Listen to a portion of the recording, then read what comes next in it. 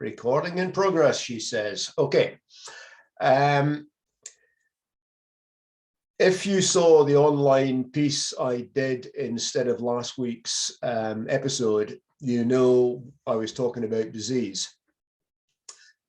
And during the week, there was a webinar hosted by the SBA featuring Murray McGregor. I don't know if any of you managed to catch that, did you? One or two, yeah, okay.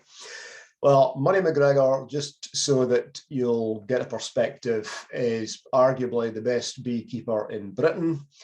I don't think he'd object to me saying that. He is the biggest commercial bee farmer in Britain, running 4,500 colonies. And he has been struggling with EFB, or I shouldn't say struggling, he's been dealing with EFB over the last 10, 12 years, actually. And having kind of said, or gave possibly a wrong impression that EFB was not that big an issue, I thought I would just revisit it for 5-10 minutes this afternoon, just to put things into perspective. Now, bear with me, we'll go to share screen. Okay, so hopefully, can somebody give me a thumbs up? You're now looking at EFB1. Yeah, right, brilliant. Okay, so what you're looking at here is a perfectly normal photograph of eggs and larvae sitting absolutely bog standard normal. This is what you'd expect to see in a healthy, happy colony. Pete, These sorry to interrupt eggs you. are freshly laid. I can tell you that because they are horizontal to the comb. This one is a little bit older. You can see it's starting to lean slightly.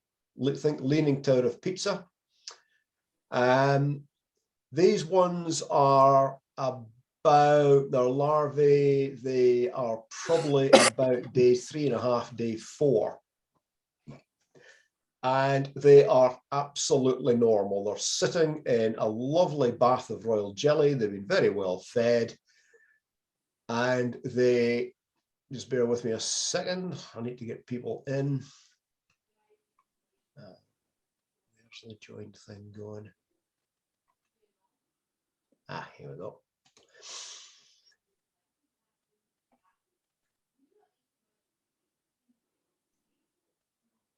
Bear with me, I'm just muting the mics. Okay. This is what you would expect to see in an absolutely healthy colony. For those who've just joined, I'm just going over a little bit of EFB again because it was I was reminded during the week that it is not a minor disease. It is really quite serious and pernicious. So, nasty EFB looks like this. You can see, especially here, I know it's not particularly massive, but you can see the larvae looks kind of crumpled in and it looks brown.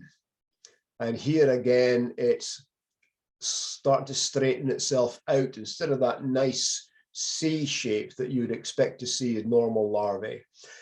There's an element of the petter popped look here, which is also similar to American foul brood. There is a degree of ropiness as well with a European foul brood, but it's nothing like the stretch that you get with AFB. European foul brood tends to be a stretch of under an inch, and then the little rope breaks, the mucus rope breaks.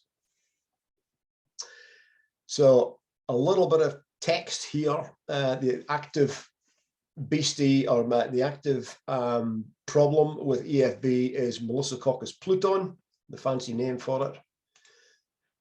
So a spotty pattern in a honeybee colony can often be the first sign of a wide variety of problems, including EFB. A spotty brood pattern can occur when some larvae die in their cells from a disease, while others survive and become capped, resulting in a spotty or shotgun appearance of the capped stage of the brood. They say shotgun because it can look as if somebody's fired pellets at it and taken out. So you've got 2 or 3 surviving, 1 dead, 2 or 3 surviving, 1 dead. So you get this intermittent pattern, which is not normal. Many other conditions and situations can cause a spotted brood pattern. For example, an inbred queen. Also, you can have AFB, obviously, as well as EFB. In hives infected with EFB, dying and dead larvae can become yellow and then brown. A sour, fishy odor may or may not be present. Tracheal tubes can become more apparent as the larvae flattens or deflates. The larvae can also twist as they die and can die curled upwards. Other times, the Miltner cells will generally be mushy. The remains can be slightly ropey with threads less than 1.5 centimeters, so about ½ inch. The test of the remains are ropey. A toothpick, a match, or a small stick can be probed and removed. Once dried, a rubbery scale remains, which of course is infectious. And this is why I've put this up. Der Rosa, the most competent people in the UK, are still fighting EFB after 12 years. And Murray said point blank on Wednesday night that if he finds a colony with even 1 cell that he's suspicious is EFB, he destroys it. Destroys it. That's how seriously he takes it. Now, one of the things, or the most likely thing that you in your beekeeping career are going to see that is going to raise alarm bells, and if you have the least suspicion, phone the bee inspector and call him round. He would far rather have 15 false alarms than 1 real situation that goes unnoticed, because that disease will spread. Have no doubt about that. It won't stay local to 1 apiary, and that is because of robbing bees. Never forget our friends are little thieves, and very good at it too. So this is the most likely one you're going to see. Chilled brood is probably most likely to happen in the spring, when late frosts will force the bees to go into cluster or semi-cluster. So contracting, because they, instead of being spread out, keeping that brood warm, they're coming in to keep themselves warm, and they will sacrifice the brood. In fact, if a colony gets absolutely desperate, whether through temperature or whether through starvation, one of their first survival strategies is they throw the open brood out the door. They cut their losses, because the way they think, because they don't really think, but the instinct tells them, get shot of this generation, and if we survive, we can always have another generation. So it can look like EFB. Now, the one and only time I've been seriously worried, personally, it was in a rotten spring. The weather had turned really cold. I came back from offshore, looked at a colony and thought, oh, is this? And then I talked to the then wife. We discussed the weather that we just had. We looked at other colonies, looked back at the suspect one, and we took a gamble, to be fair. And probably now I wouldn't take that gamble, but we decided it was chilled, not EFB. But also at that time, there was no bee inspector in Scotland to phone. The whole safety net had been dismantled at that point. You guys are in a doubly luckier position than I was when I began.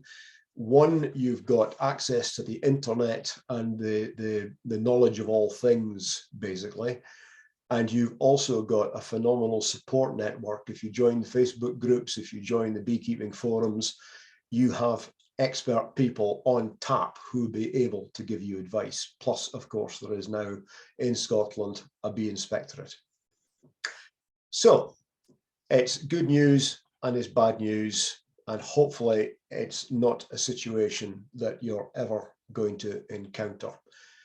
But when you are inspecting, and this is why I switched the 2 sessions round, it dawned on me there was no point in me having this one as number 4 and the disease as number 5 and telling you in number 4, oh, you inspect, and while you're looking for an inspection, you're looking for this, you're looking for that. And by the way, don't forget to look for disease if you don't know what the diseases look like.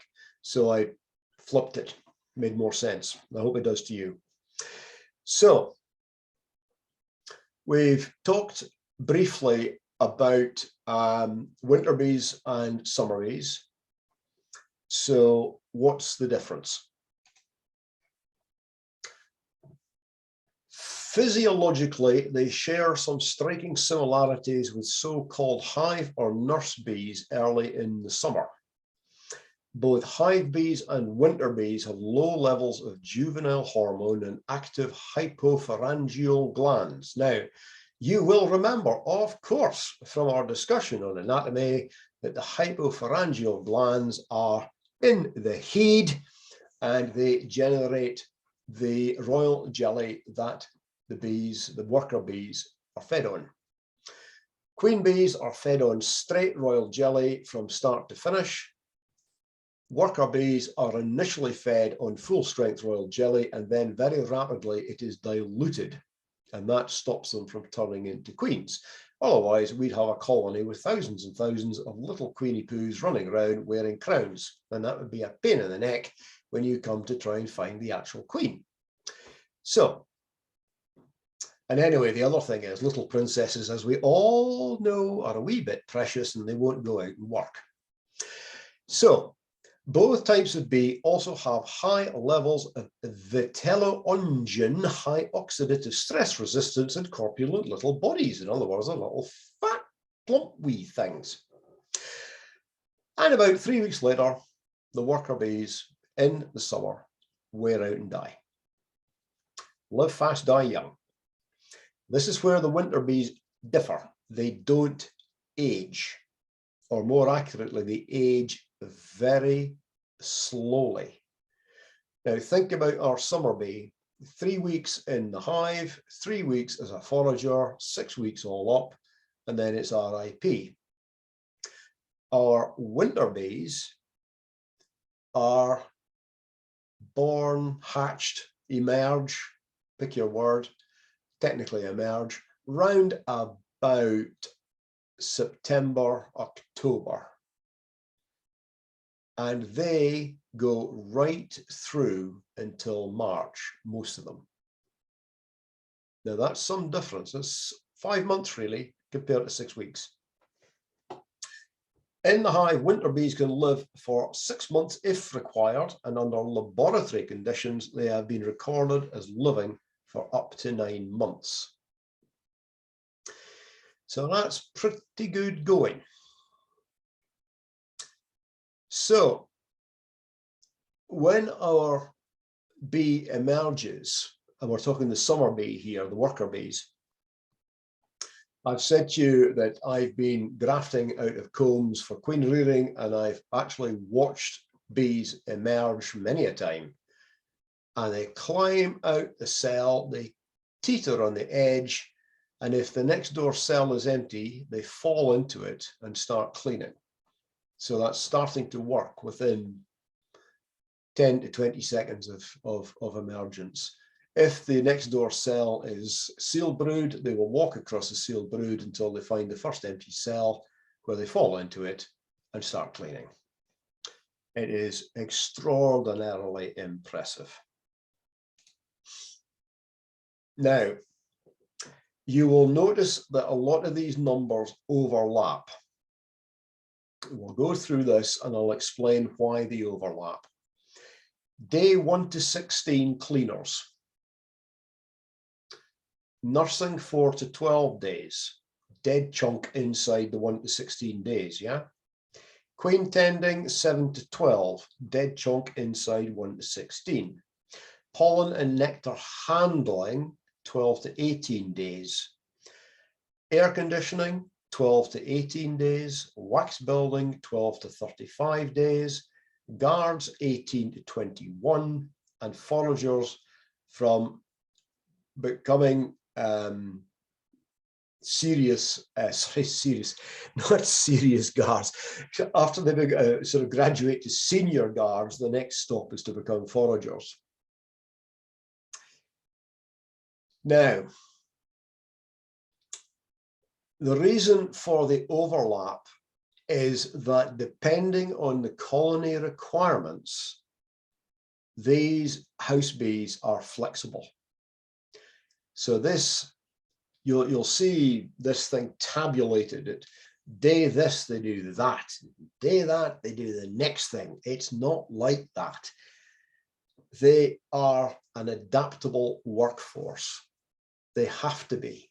They have to be able to react to events and deal with them, just like us.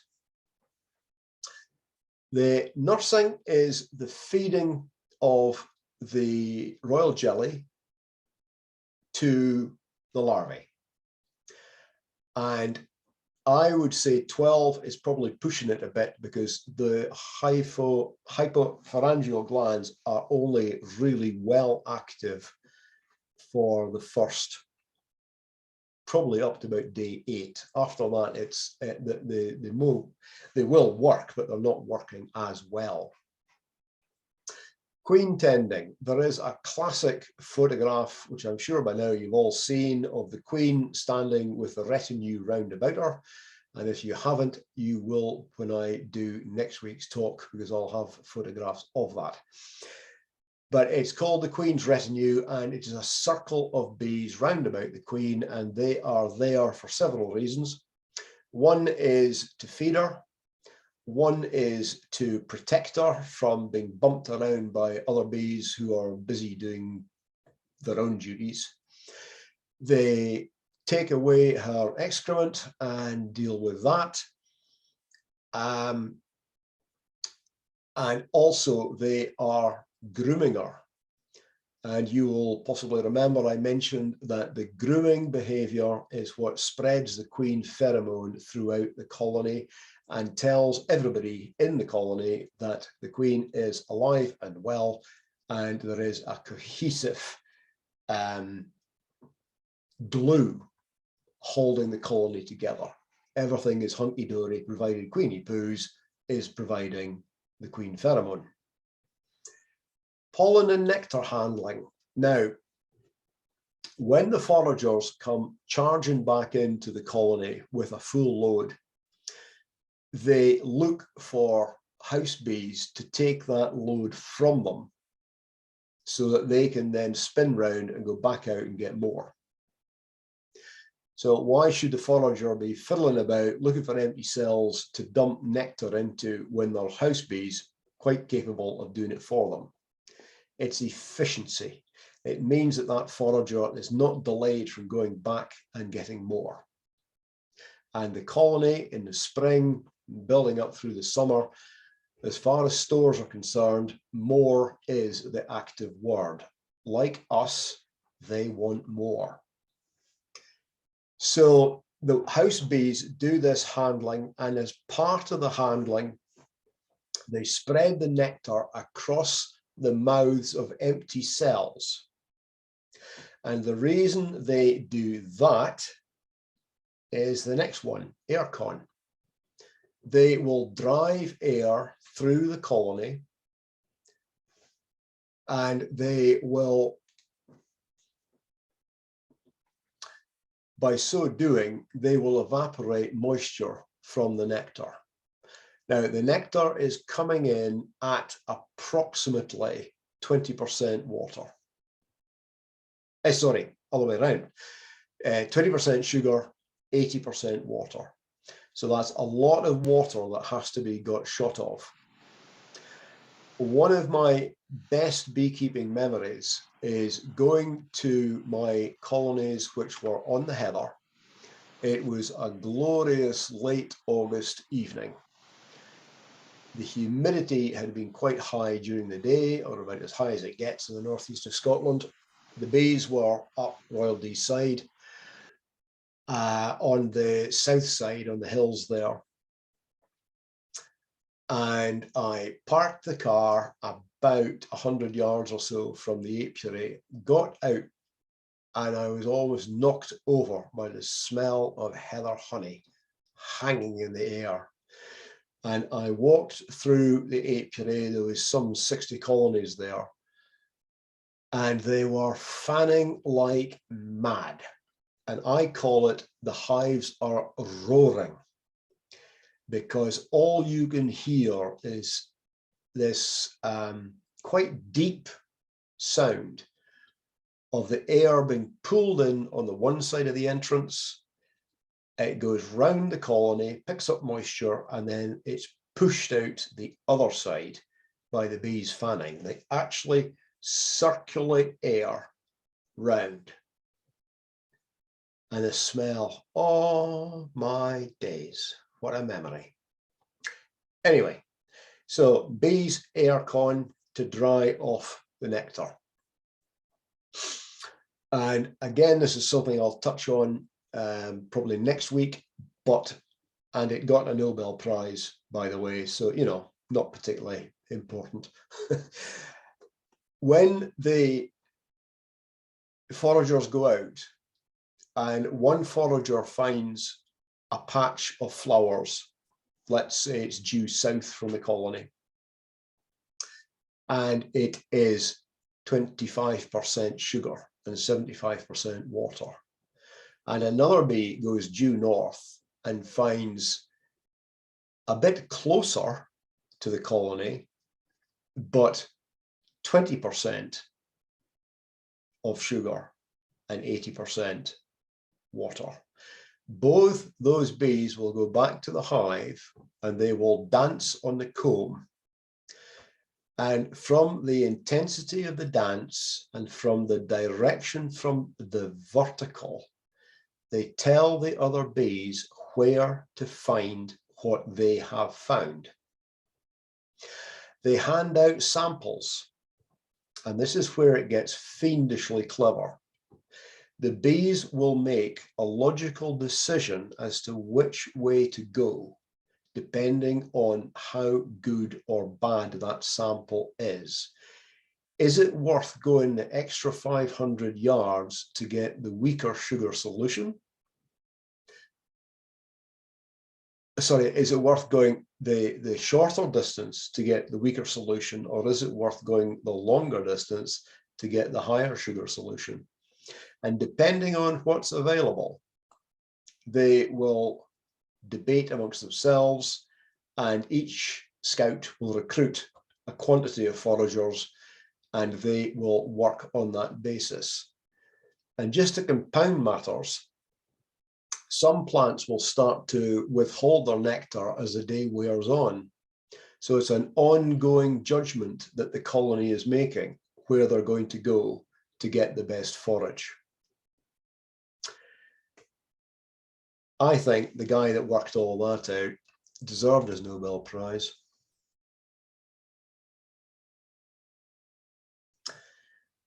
Now, hang on, I've been asked to go into slideshow to get as much on the screen as possible, struggling without my specs. Now, I wish I understood the message. Hang on a wee sec, let's see what I can do. Go into slideshow. Press F5 on your keyboard.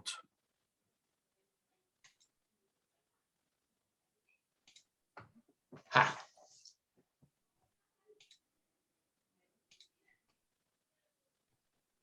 Now then, all I've got to do is work out which way to run my slides. Is that going up, going down? Ah, right. Bear with me, I'm fine tuning. Okay, so the guarding, you will get to know the guards because they are the ones that are going to sting you. It's as basic as that. Their job, obviously, is to stop willy-nilly people and other bees going into the colony, keeping wasps out, and so on. They are the defenders. And also during that time, they will learn to orientate. And orientation Now, bear in mind, these bees have been brought up literally in the dark for the first 18 days. And they haven't a clue of the location of your colony. Why should they? They ain't been outside, you know. So they also have to practice strengthening their wing muscles. So if there's a blink of nice warmth, and it happens in the winter as well, you'll see people putting up videos of, my goodness, my colony is doing this, and the 1st of January. And what it's actually doing is it's the bees that have hatched out over the last month or so that haven't been able to fly, having their first crack at flying. And they start by flying facing the front of the hive. And then they start to swing backwards and forwards in a sort of semicircle. And as part of that semicircle, they're coming away, going back in, coming away, going back in. And then as they get a bit more confident, they'll start to circle round the colony, but all the time they're facing the hive because they're taking in the surrounding landmarks. Oh, there's a bonny pink stone across there. There's a big tree there, so on and so forth. And in their minds, they have this picture of the location. And once they've got that picture, it's set. It's set solid until the big event happens. But we'll talk about that next week. So they do this orientation, and then they start to work as foragers, and they are foraging for 4 things. They are foraging for water, they are foraging for pollen, they're foraging for propolis, and they are foraging for nectar. And depending on the colony requirements dictates what they forage for. Again, there's flexibility. So that covers the hive duties. Can't do it with a vertical key. There we go. Now, this is quite a nice shot, actually. Can anybody see the eggs? Hand up if you see the eggs.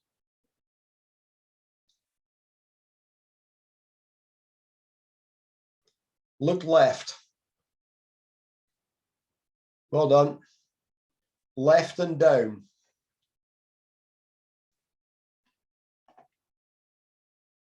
Well done, Honora. Okay. Here's one. Here's another one. There's another one there. And there's, I'm not sure actually if that's an egg lying flat or a tiny larvae there, but anyway, it doesn't really matter. Now, what else you can see of note on this frame is there is one of the wires, the reinforcing wires in the foundation. And as you can see, is going through these cells. And yet there's a larvae there, there's a larvae there, there's a larvae there. It doesn't bother them in the slightest. If you were to be interested in doing some queen rearing and doing a bit of grafting, I'm just looking for something that would be about the right size. That one there is possibly just in the outer edge of the right age. Ideally, they want to be the size of a normal letter C on a type font. These are a bit awkward actually because it's the frame's been it looks expanded because the photograph the zoom has gone quite far in. But that is an absolutely normal frame. Now, three-way bracing, 1 to 112, what does that mean? Okay, we are looking at a cell on this side of the comb. We are looking at the base here of 3 other cells on the other side of the comb. So there's a third of one cell, there's a third of the second cell, and there's, excuse me a minute, there's the third of a cell on the third cell. So 3 cells are intersecting on this one cell, which means it's cross-braced by 3 triangles. Now, why do we build bridges using a triangular system? Why are oil rigs based on triangles? The jackets are all triangles. It's the strongest form of bracing that man has been able to devise. Honeybees have been casually doing it for the last few million years. And it's because of this cross-bracing between one side of the comb and the other side of the comb that you get that strength. And that strength, my friends, when it comes to holding honey, is, to my mind, unbelievable. My 1 here refers to 1 pound of wax. And that refers to the weight of honey that 1 pound of wax will support.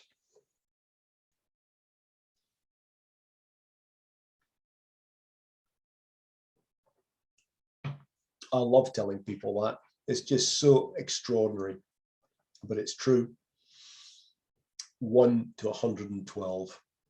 So when you go to work in the morning, you can bore your workmates with another factoid.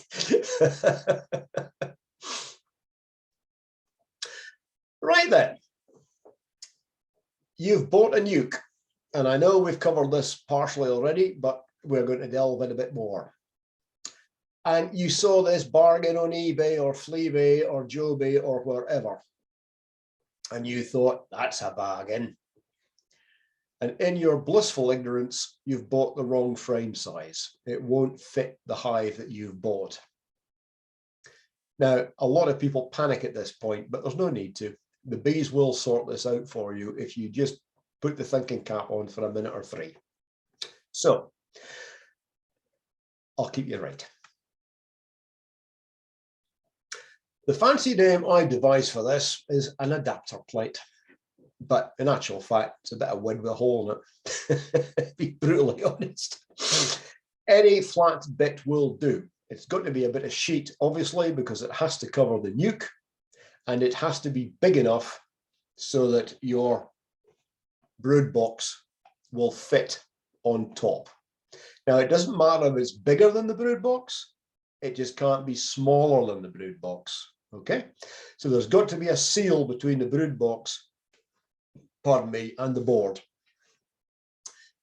Hole, how big, doesn't really matter. So long as the bees have got free access from the nucleus up into your new brood box. Now, obviously, you're going to have no option but to give it foundation in the brood box.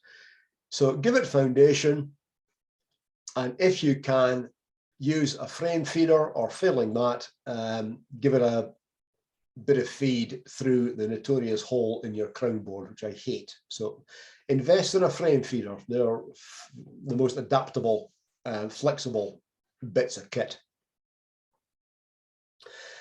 The first time I used this, back in the day, I was buying a lot of colonies for various reasons. And I was at an auction. There used to be quite a few auctions of people ramping out, as we used to call it in Aberdeenshire. And I bought this hive, and I got it for, I can't remember now, but it was silly money. You know, it was less than 20 quid. But bear in mind, £20 in them days was a lot of money. Took it home. Crown board seemed to be really, really stuck down. Got the crown board off, and there was no frames inside whatsoever. It was just a mass of wild comb. Okay. And I thought, what am I going to do about this? And that's when inspiration struck. Cut a bit of wood, put a new brood box on top, set it up as a normal hive, brood box, crown board, roof, brick, and let them get on with it. Went offshore, came back, and they were hunky-dory. They'd moved. They'd vacated the old colony, and they were doing very nicely in the new brood box. So how do you do it? Well, when the bees are active up in the top brood box and you can see eggs and open brood, you slide in a queen excluder and you give it, let's say, 4 or 5 days, have a look, and if you are seeing eggs and very young open brood, you know the queen is upstairs. And once she's up and working upstairs, this lot down below in the nuke is going to hatch out in due course, and they will join the rest of the colony upstairs. And after 21 days, assuming there's no drone brood, or 24 days if there is drone brood, you will have an empty nucleus and a full brood box. Bees do all the work. Arguably, it set you back a little, but compared to the hassle of taking it back to the vendor, getting your money back, and then spending more money on the right one, it's very simple, very cheap. It just needs a little bit of patience. Bees have got a habit of teaching patience, I warn you. So, orientation, basically we've covered this. And the reason I've also put it in here is that when you bring your nucleus home, they don't know where they are. None of them know where they are. Foragers and the house bees haven't a clue, because you've moved them beyond their foraging range, which is normally up to 1.5 miles, 2 miles from the hive. So the rule of thumb is, traditionally has been, you move bees less than 3 feet at a time, or you move them more than 3 miles. And the 3 miles is that if you shifted them, the classic 3, when the foragers start to venture forth again, there is a risk that after 1 mile, 1.5 miles out, they'll find the old flight line and go, oh, I remember this. I'm just temporarily confused. I thought the hive was back that way, but it's not. It's actually that way. It's where I left it. And you'll find hundreds, thousands of bees back at the old site, which is the last thing you want. You want your bees, your workforce, to be obviously with your colony. So, more than 3 miles, less than 3 feet. So when you get your nucleus home, and this will probably be in the evening, quite possibly quite late evening by the time you get yourself home, put it on the site where the hive is going to be. And ideally, put it next to the hive. Set your hive on the site that you want the nuke to be occupying before you go and fetch the nuke. Bring it home, sit it next door, open the nuke, and leave them to orientate, because they will come out, have a little look, probably run up and down the front and go, bit coolie, bit dark, right, we'll call it a night. And they'll all go and have a snooze. When you come out in the morning, you will find very likely that they are very busy orientating. Now, what is a help here is, if you are going to have, let's say, a brick on your colony to hold the roof down, place that brick on top of the nuke, because that's one of the first things they're going to notice that has changed. The nuke doesn't look the same. Suddenly it's got this big rectangle sitting on top. When you've transferred them into the brood box of your new hive, and you put the brick on the roof, that acts as a, oh, the hive's kind of changed, but I remember the brick. That's familiar, and it helps them locate. Or if you haven't got a brick or you're not planning using a brick, something like a white square pinned to the nucleus just above the entrance, and not possibly as a square, but turn it round so it's a diamond. You know, it's a clear shape, and then unpin it, pin it onto the front of your hive, and again works the same as the brick. It's a familiar point of location, and it will help speed things up. And at the end of the day, part of our job is to minimize stress for the bees. They don't like stress. I don't like stress. I don't like being under pressure. I don't like having to get things ready. I don't like having to do this. None of us like being stressed, nor do bees. So we've got our nucleus, it's home, and it is now the following morning.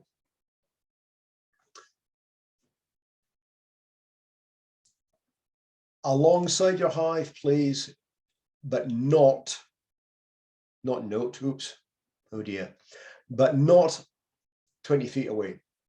Right hard up the location. Bear in mind, less than 3 feet, and that's the rule that we're now operating under.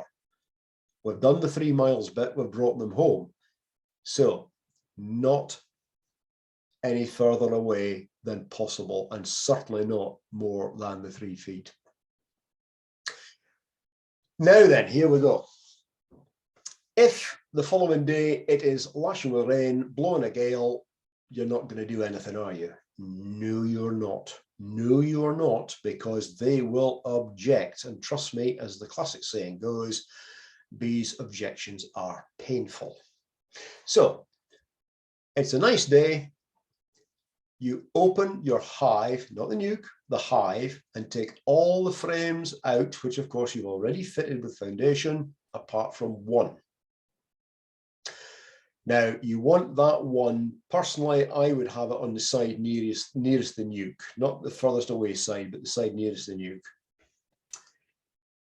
You put that one in the brood box, you gently smoke the nucleus, you open it, and you gently transfer the first comb next to the foundation. And repeat a further 4 times, assuming it's a 5-frame nuke. And then fill the remaining space with your frames. So if it's an 11-frame brood box, there'll be 6 foundation and 5 brood frames, assuming a 5-frame nuke. If you see the queen, that's grand. But don't go raking through the nuke looking for the queen. This is not the time for that. If you happen to see her while you're moving the combs, fine, bonus, peace of mind. But don't make a point of it, because it's pointless, it's stressing the bees, and there is a risk that you might accidentally do some damage that you will seriously regret. So you've moved everything out of the nuke box, but there's still quite a few bees in the nuke box. And you're not quite sure what to do. Will they walk around themselves or not? Well, what I do is I turn the nuke box upside down so that it is just fitting on top of the brood box. I lift it a couple of inches, and I'm looking for something to make a wee noise with, and I go and I wrap them. I turn the nuke box round and make sure they're all out. And if there's 1 or 2 left, I'm not fussed. I just put the nuke box to one side. The bees in the main hive now will call the other ones in using the Nasimoff gland. But I do that last check of the nuke box to make absolutely sure that the queen is not in there. Okay? That's your last check. close up the hive if you want to. If you're feeling brave, you can put a frame of foundation in the middle of the brood frames that you've just transferred in between two slabs of brood. So in a week's time, you would expect to see 6 or even possibly 7 frames of brood. They'll move on for you nice and quickly. So, feeding.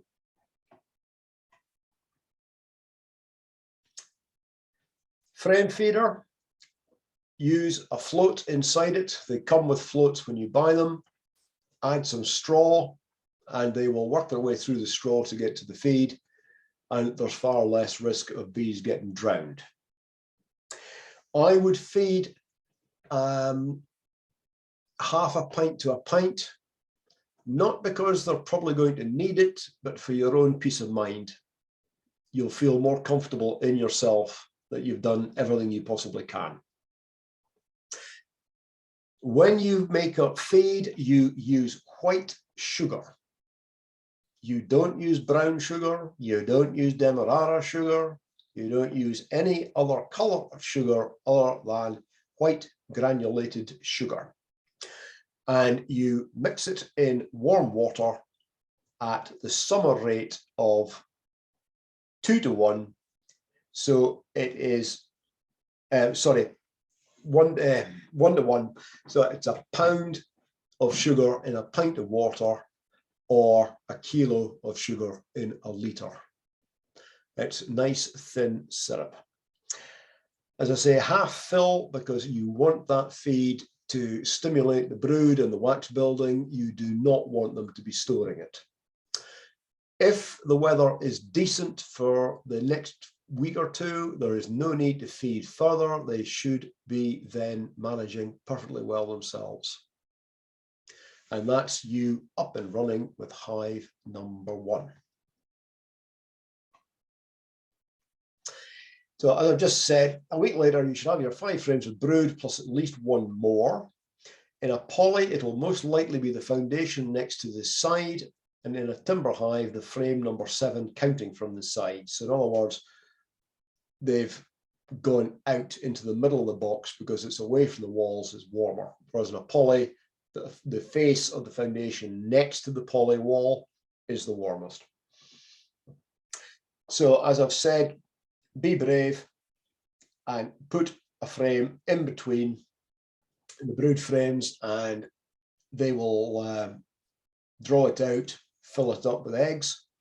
The following week, if you've also added foundation between the side and the first brood, there could be as many as 8 frames of brood, or at least 7.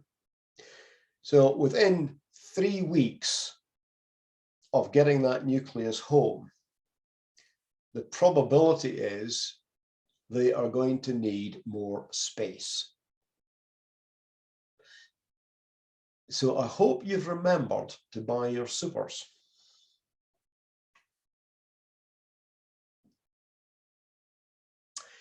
Just going back to the feeding again,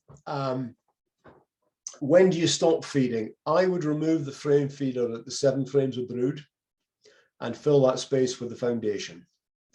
They should be able to fend for themselves at that strength unless the weather is ghastly, in which case you need to keep feeding, but a trickle, no more than a half pint at a time. It's suppies, not gallons. Otherwise, they'll end up stores bound, which means they're backfilling the frames with stores, which means the queen doesn't have space to lay, which means in turn that your colony is not expanding, and this is not what we want. It's a balancing act. It's all very well for me to sit here and talk about, well, you can do this or you can do that, and in between, da da da da da. You don't know. It comes with experience. So play safe and underfeed rather than overfeed. If you look and they've got no stores whatsoever, feed. If in doubt, call somebody in with experience, because any decent beekeeper will bend over backwards to help out a newbie. That's part of the deal. I can't pay my mentors back, as I said right at the get-go for this course, and this is my way of doing it. Most of them are dead. that I was told, I can't repay my mentors, so I'm helping you. I'm passing on the baton. So in 30 years' time, folks, you know what you're going to be doing.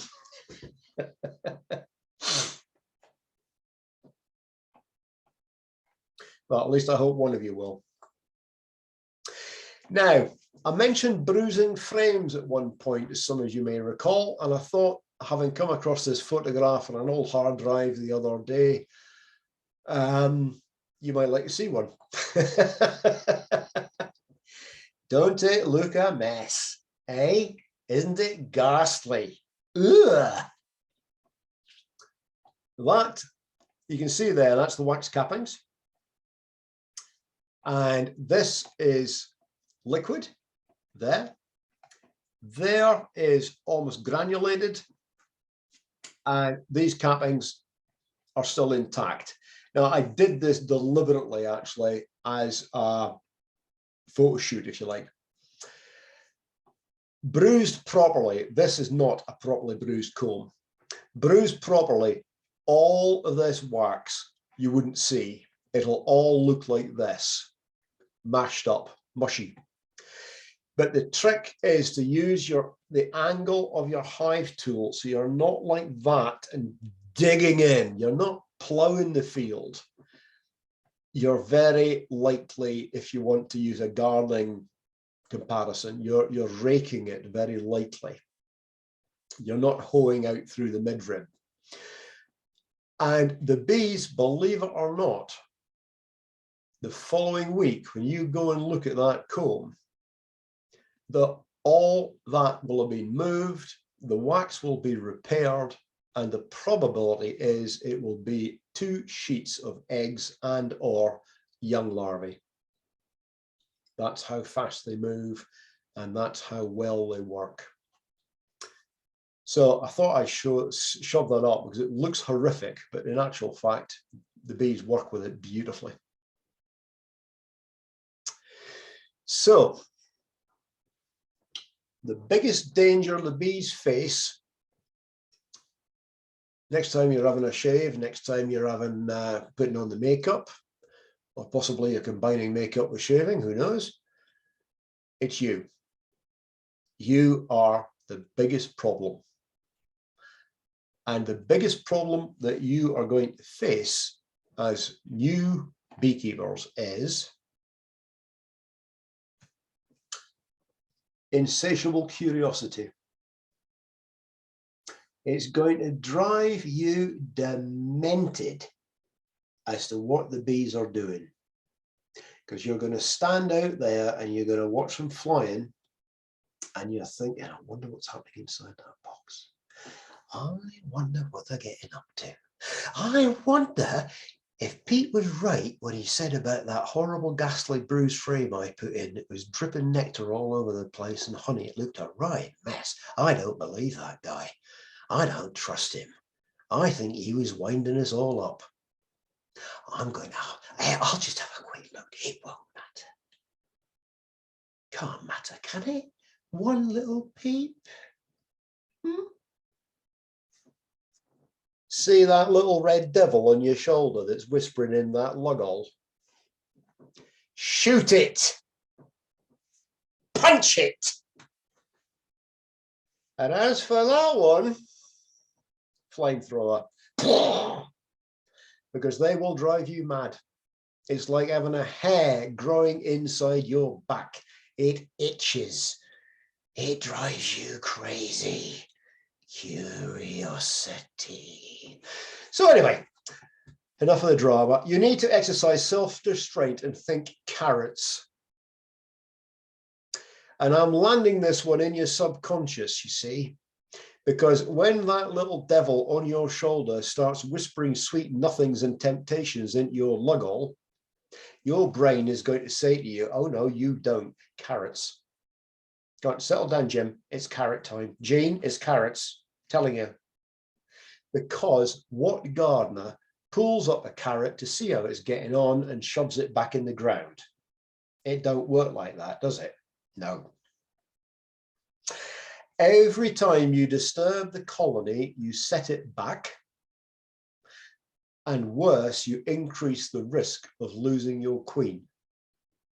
Because once you've got that crown board off, trust me, you won't be able to resist. Oh, my hive tool just happens to be here. I'll just have a little, and I'll just take that up. And before you know it, you'll be looking at a crop of queen cells the next inspection, and that you don't want.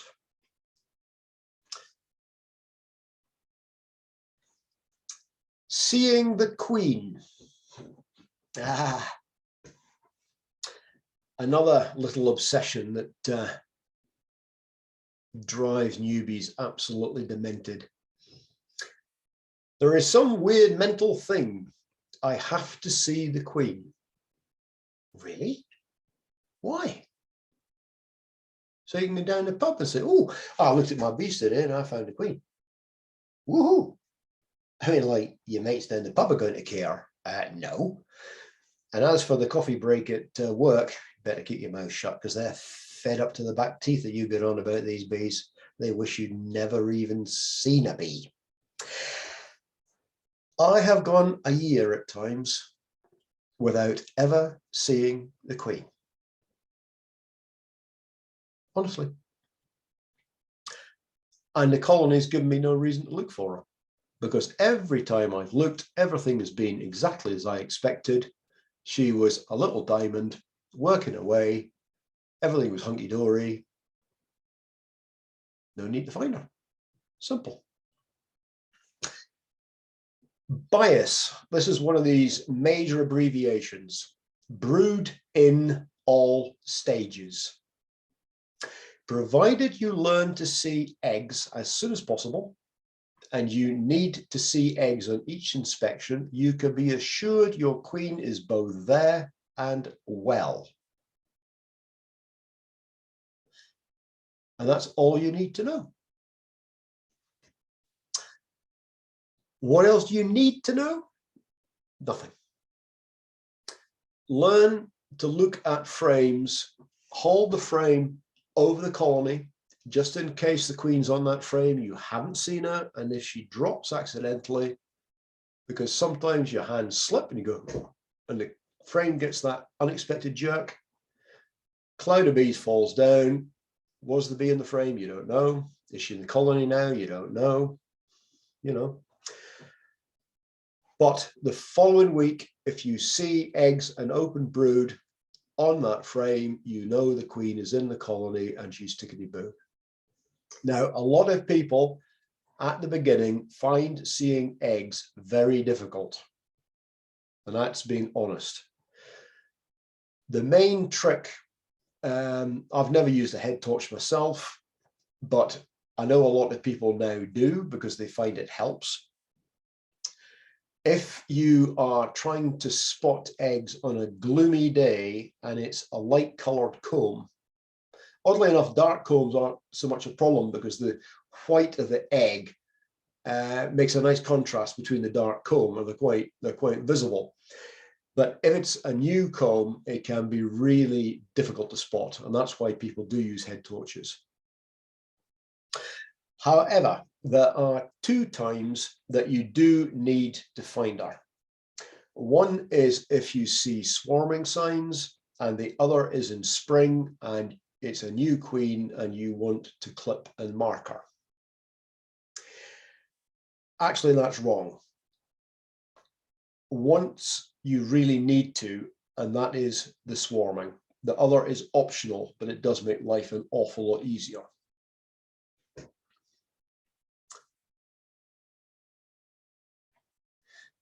Now, marking a queen, there are devices that you can get to catch the queen so that you can mark her.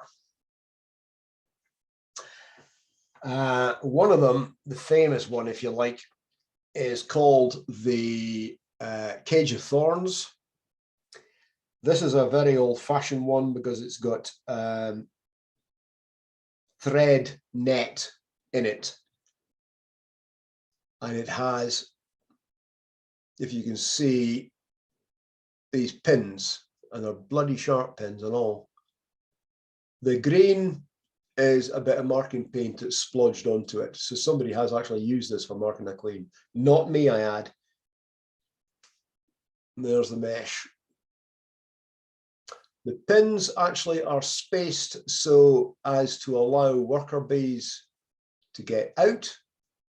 And the idea is you see the queen, you stick this over her and a few bees, you hold it so that the bees can get out through the pins, and then you very gently push it further in to hold the queen, and then you put a dab of paint on her thorax. The thorax being that middle chunk behind the head and in front of the body. However, if you're a little bit clumsy, if you're a little bit nervous, if you're unlucky, and some combs are more robust than others, and when you push this down, you push it a little bit too hard, you'll find you've got a head, a thorax, and a body, but unfortunately, there is a separation between one or the others, and you have a deceased queen. It happens. You also get another device which is spring-loaded and it comes together. I'm sure I've got one, I just couldn't find it in the garage for you, but if you look it up in the catalogues, you'll find it, queen catcher. All very fine and well, you've got the queen in this catcher, but what's the next step? Well, you're going to have to somehow handle her. And she's been inside this catcher for a couple of minutes now, and she's getting more irate and more panicky by the minute. So I don't think these devices are really an aid to gaining competence. I think personally they're a hindrance. But then again, I'm not a gadget vendor, so you know, I would imagine the supply houses would argue the case. So before you think about trying to mark a queen, I suggest the following. You practice on drones, and when you've practiced on the drone, you then kill it. A bit harsh, but at the end of the day, drones are going to be killed at the end of the season anyway. And you don't want to practice on workers because they are useful to you and you don't want to be killing them. So practice on the drones, and what I suggest you do is, depending on which is your dominant hand, use your non-dominant hand as the catcher. Now I'm right-handed, so I use my left hand to catch. I take the cap off the marking pen before I even start hunting for the queen, and I dab it against a bit of plywood or something I have around and make sure the marker, and just to explain, the marker pen looks like a permanent marker and it's got a round tip, but the round tip will go back slightly into the body of the pen to pick up more paint, because it is actually a paint you're using. So if you've dabbed it once quite hard, there's liable to be quite a lot of paint on that tip. So just dab it on someone else a couple of times to make sure you're just getting a nice little round dot. Then you go hunting. And when you're hunting for a queen, don't use a lot of smoke because you're just going to have the bees running around. Take out the first frame, have a quick look. The probability is, if it's a store's frame, she won't be there, but you never know. Then you just work your way quietly through, checking frame after frame after frame. When it comes to next week, I'm going to go into serious queen hunting where we pair frames and some other little games that we can, little dodges that we can deploy. Having found your queen, do you think it's a good idea to pick her up with your gloves when your gloves have been handling propolized frames and your finger and thumb are sticky I said to you Propolis was going to come into this quite a lot. So take the glove off. And I suggest that you start practicing in a nucleus because there's a lot less bees and they're less defensive. When you start to chase the queen round the frame, she might get panicky and start to run. If she starts to run, she's going to flap her wings. If she flaps her wings, perfect, grab it. Having got her by the wing, just wait a minute and you're going to get terrified because she's going to start going round and round and you think this wing's going to get torn off. It's not, she'll stop. When she's stopped and she's steady, you pick up your marker pen and I use the edge of, can't get this off of the camera, I use that edge of my thumb.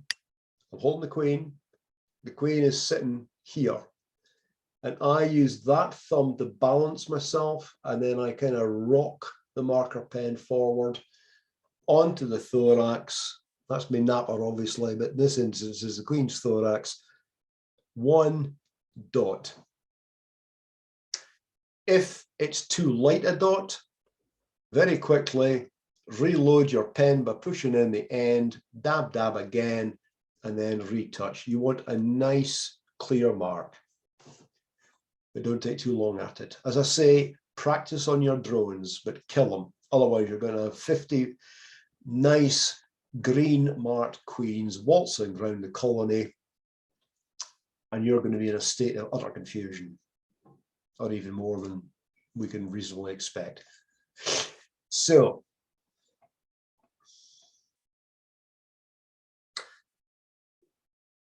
why clip? Well, the normal routine for inspections is 7 days.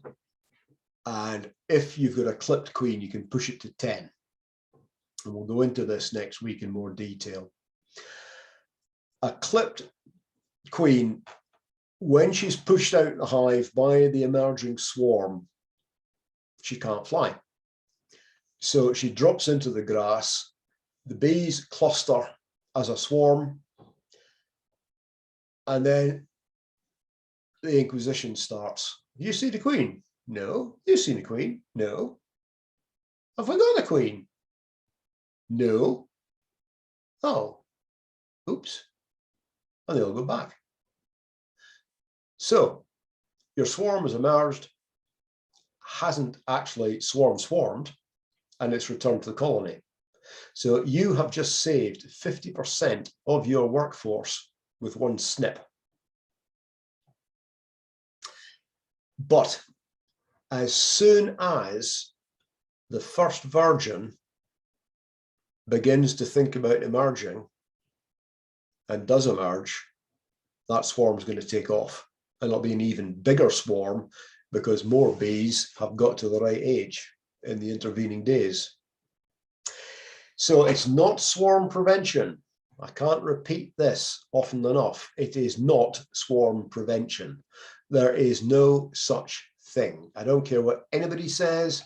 I don't care how good their qualifications are. If somebody tells you they've got a foolproof swarm prevention method, just smile, humor them. You've got a bee in the bonnet. Doesn't exist. They probably believe it.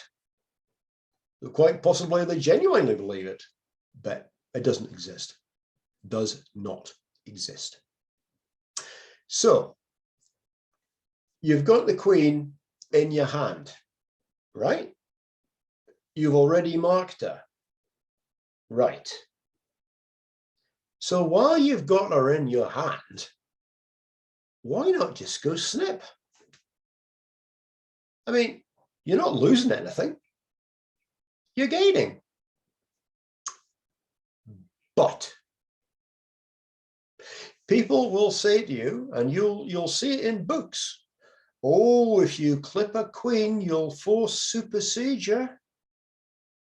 Supersedure is the replacement of a queen when there is a queen already in the colony. It's one of the few, it's the only instance where you'll have two mated laying queens simultaneously in a colony.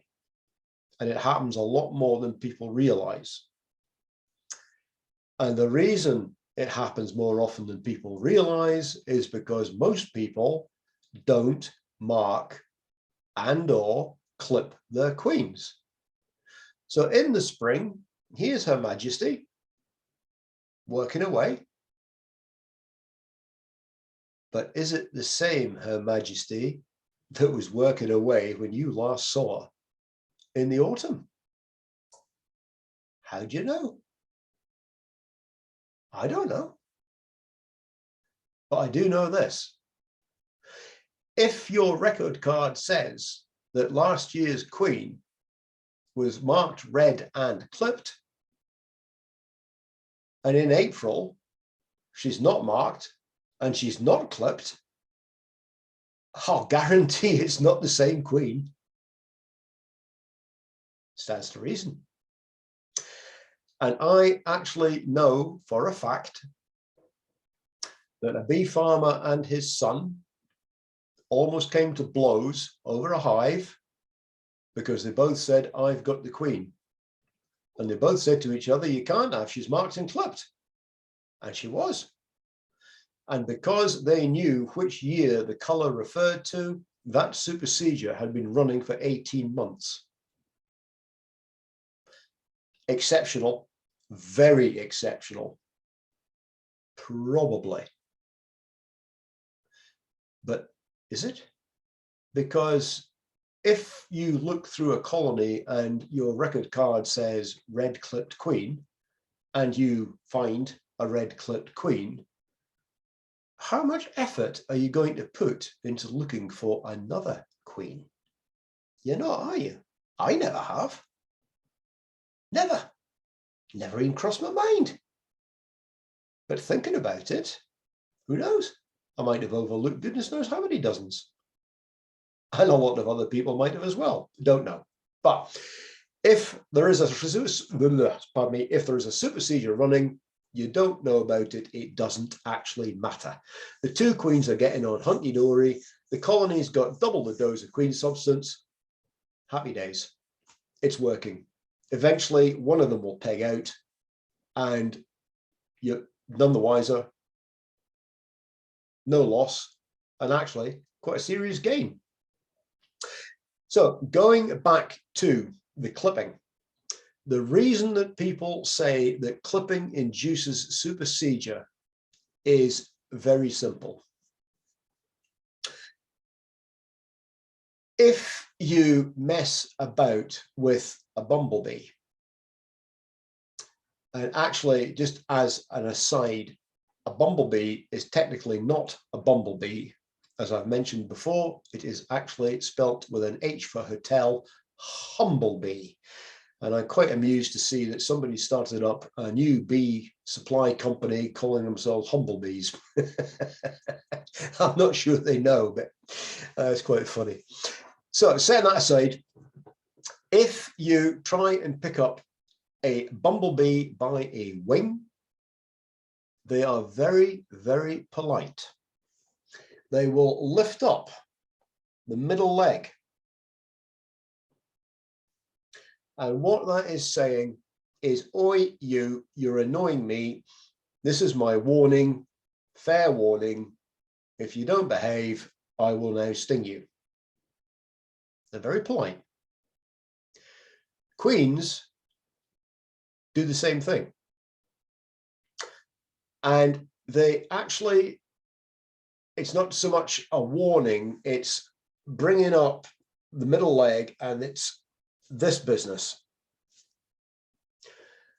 And if they bring up the middle leg that is on the same side as the wing that you've got a hold of, and you catch her by the wing, you dab your paint, and you're just about to go snip, that leg comes up and you not only take off the wing, but you take off part of the leg, you're going to trigger supersedure, obviously, because you've damaged the queen.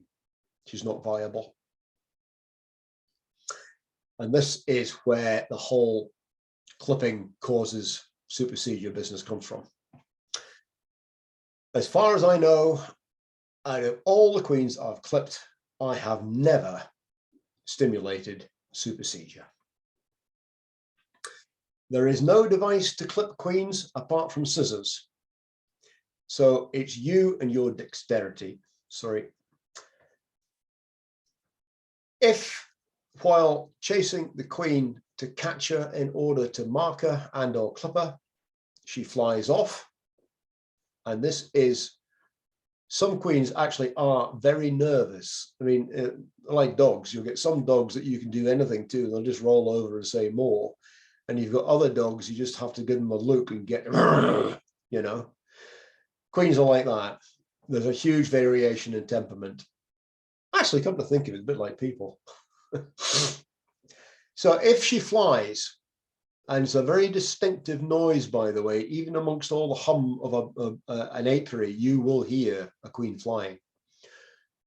What are you going to do? She's never seen where she is. You bought the nucleus, you've moved it more than 3 miles. The last time that she flew was on a mating flight, and she might not even have made the mating flight from the nucleus that you've bought.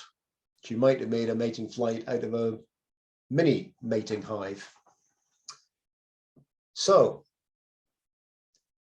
as she flies in a state of panic, what's the last thing that she probably took note of? It would be that large thing in a white, green, pink camouflage, pick your color, bee suit. I used to be able to get away with saying the large white thing standing beside the eye, but then they went and brought in fancy bee suits. So I've got to kind of go around the houses now. But it was you. You were the landmark. And I learned this the hard way. I made a complete hash of catching a queen, and she flew. And I thought to myself, mutter, mutter, mutter, oh dear me. Well, you can believe that if you like. So I went and I made myself a brew. I had a coffee, calmed down, and about 20 minutes later, I went out and I went to the hive to put it back together, because I'd left it open thinking that the bees would fan Nasimov scent for pheromones and call her back in. I walked up to the hive and I hadn't been there 30 seconds and in she came, plonk, landed on the combs and went downstairs. Thank you. She'd been circling, waiting for Muggins here to finish his brew, get his backside back outside and get on with the business. I mean, she'd eggs to lay, for goodness sake. You know, play the game. I'll tell you what, I've never been so relieved.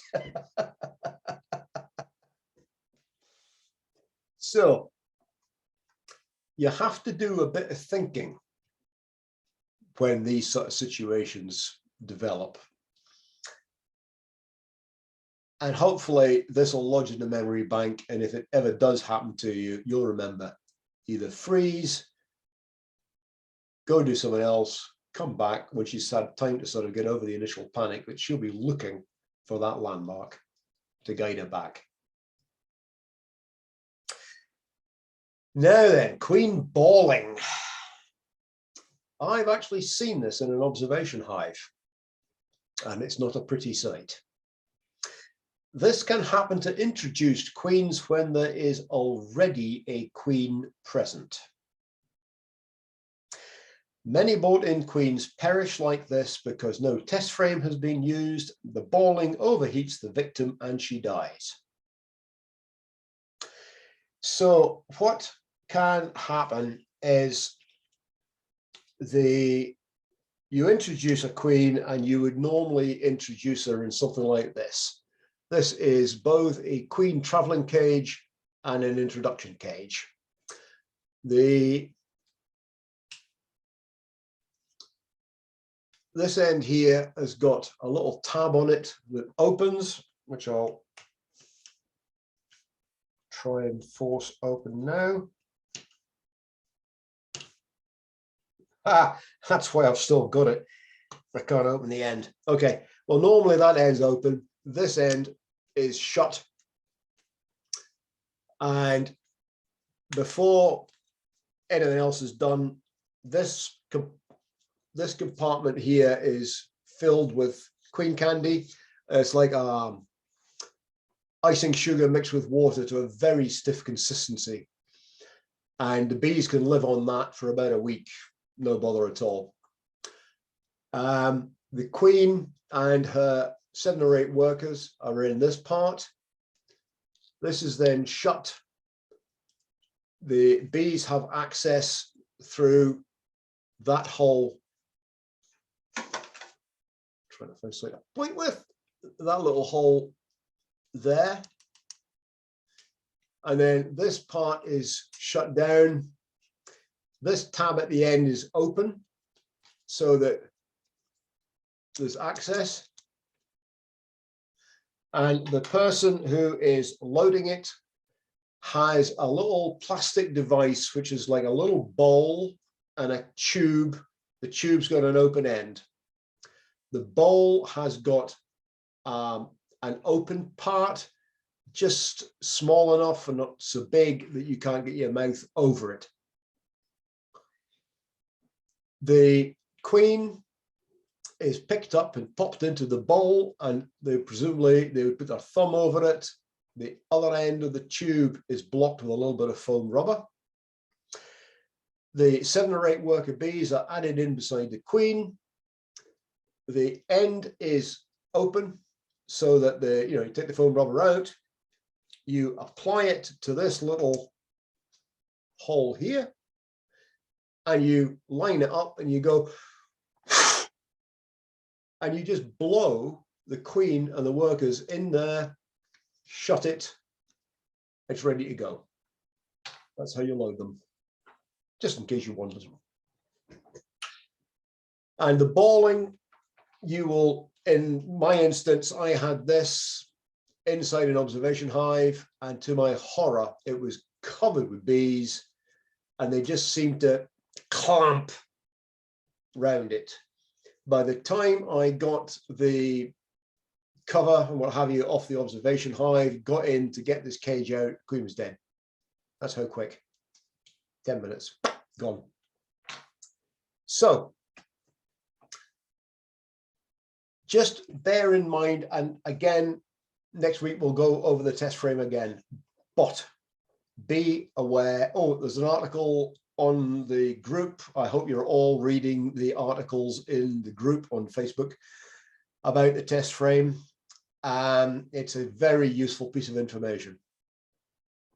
What is a test frame? Well, you go into your colony and you think, hang on, I don't think I've had any laying.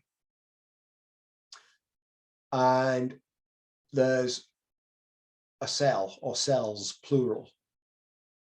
And you're thinking, have I got a queen? Haven't I got a queen? Well, the fact you've got cells says you probably don't have a queen. Probably. Nothing happens invariably. You want to make absolutely sure, so you offer the colony a frame of young brood that is young enough that the bees can turn into queens. So larvae that are less than 3 days old. You look at it a couple of days later, and if there is no activity on it, then there is a queen of some sort present. If they've drawn or start to draw out queen cells, and you can tell because the cells that the bees have been concentrating on have flooded them with royal jelly, so they look like bright white dots. The rest just look like normal brood larvae lying in the bottom of the cell, a little bit of royal jelly around it. But the ones that they're turning into queens are just full of royal jelly.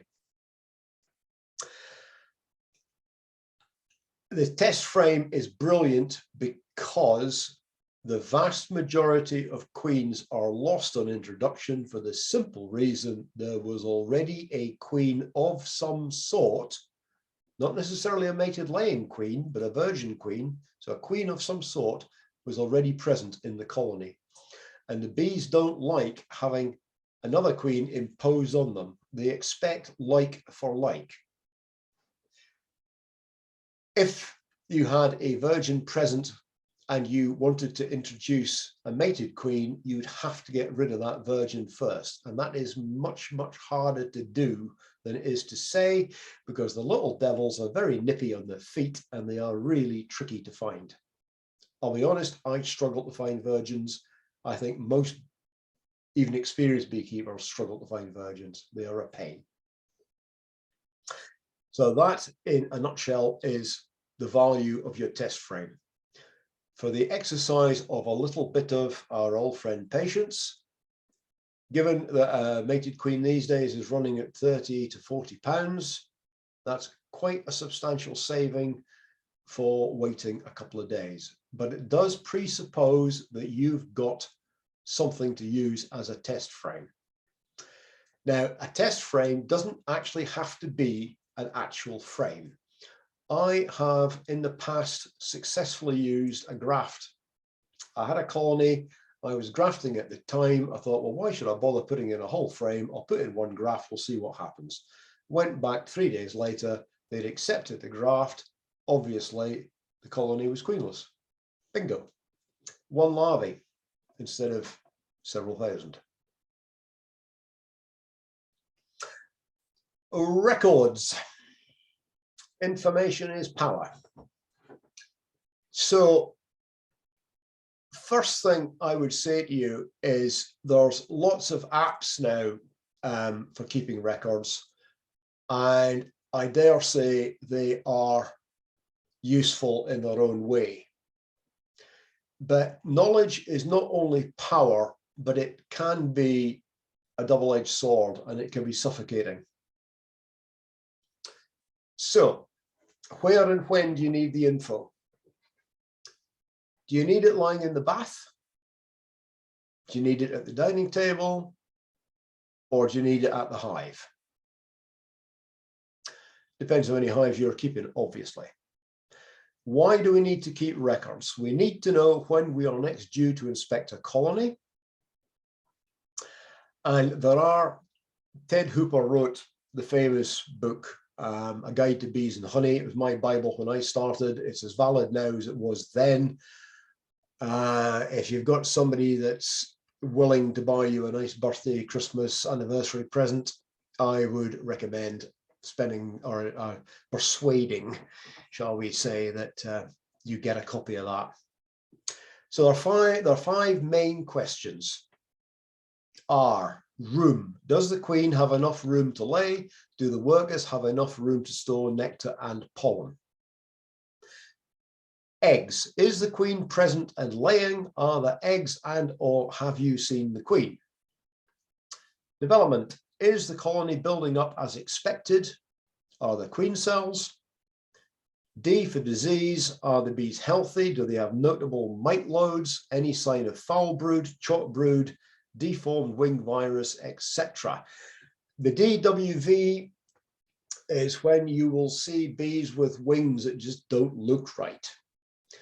There are something in the region of 22 viruses present in the colony, and one of the really horrible side effects of Varroa is because they keep puncturing the bodies of the bees, it allows these viruses to get access, unfortunately. And finally, stores. Does the colony have enough stores until the next inspection? It can also be used to remind us what equipment to take to the apiary, for instance, extra supers or clearer boards or a smaller entrance block. Even if you have a great memory, it's always good to have a written record. It isn't too hard when you have only the one hive, but when you have a few, it can easily just blur into mystery as to what was what in which hive. In case of illness or holiday, someone else will be able to inspect your bees. All makes sense. So this is an example of one style of record card. Date of the visit. Did you see the Queen? Were the Queen cells, brood, stores, room, health, varroa, temper, feed, supers, weather, notes. Now you see the space for the weather. I mean, come on. That amount of space? For British weather? I don't think so. A sample beekeeping inspection checklist for the person with 6 or less colonies. General higher appearance. Well, there's a flying start. Are the bees actively entering and exiting the hive? No, they're dead. What's changed since the last inspection? And you've got, not being funny, but that amount of space. Reproduction. Is the queen present or are there signs of her presence? Look for brood in capped and uncapped cells. Is there one egg or larva per cell? Actually, that is not a daft question. There is a condition called laying workers, which again we'll go into next week, whereby you can have more than one egg in a cell. And then signs of pests, so on and so on and so on and so on. And then weather conditions and all the rest of it. All valid information. I'm not knocking it. It's easy to take the mickey out of something like this, but you know, it's all valid information. But there's an awful lot of it. Could it be condensed?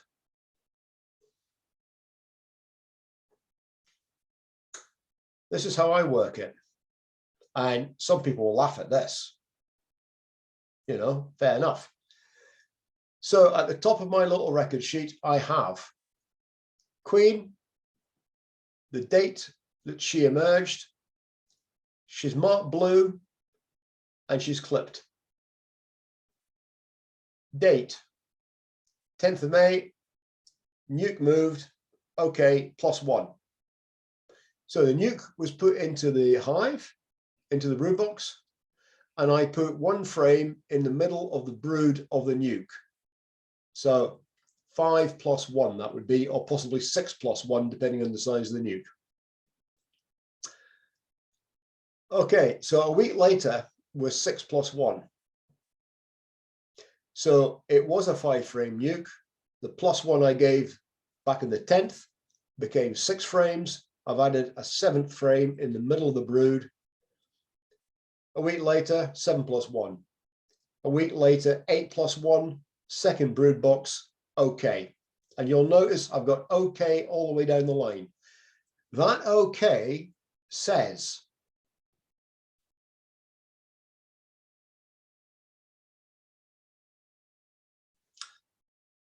does the queen have enough room to lay? Yes, okay. Eggs, is the queen present and laying? Yes, okay.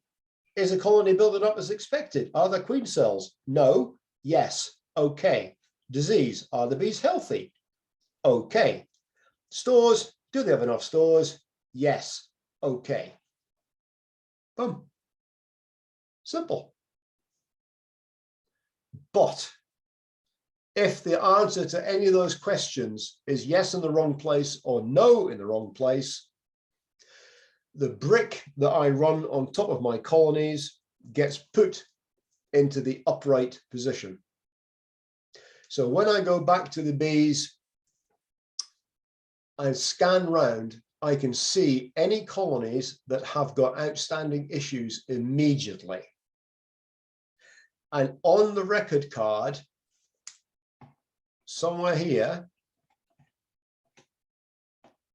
there'll be a line of text that says no, and next to it, it'll say why it's no. It'll say queen cells, or I might say swarmy. Swarmy actually is quicker to write than queen cells. Hungry, etc. You know, but all it needs for me is a one word, and I know what I have to do. Or it might even be needs more space. And so the word would be supers and an exclamation mark. So that's my condensed version. And I don't have it in the house. I have it pinned on the crown board so that when I do my inspection and I'm wearing my properized sticky gloves, I just glance at the record card. On the 23rd, it was 7+1. I was expecting the following inspection to see 8 frames of brood. And obviously I did, because I didn't put an alert and I added another frame to make it 8+1. That history tells me everything has been going as expected. It's flowed. That's textbook. That's how you would expect to see it. And I sincerely hope that you're able to write out record cards like that, because it's extremely satisfying.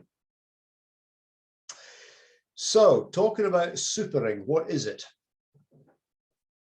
Because your colony, your nucleus, remember, that you bought 3 weeks ago,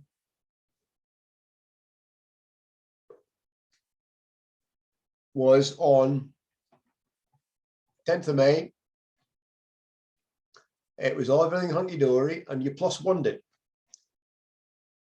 Middle of May, it's now 6+1. 3rd week in May, 7+1. End of May, 8+1. It needs more space. So, supering is adding space above the brood nest for honey storage. Typically, a super is 50% of the brood box in volume.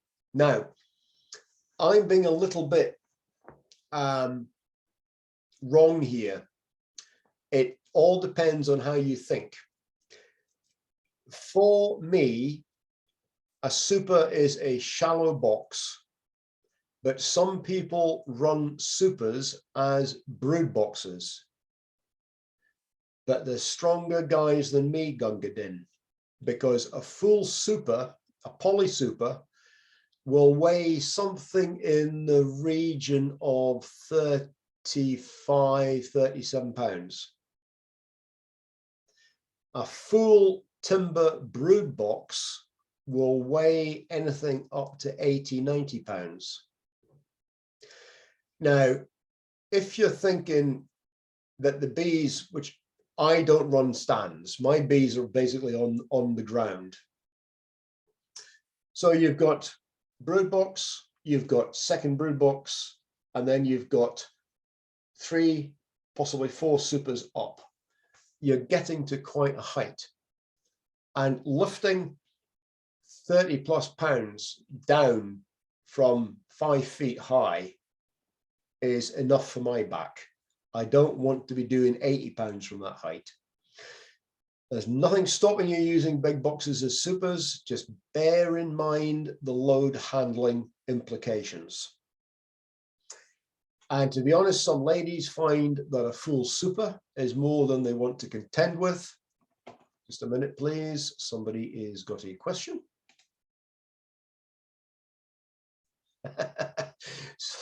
Somebody just realized that, yeah, weight from a height is not funny.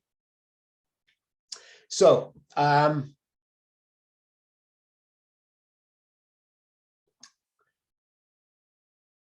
ahead of myself. Right.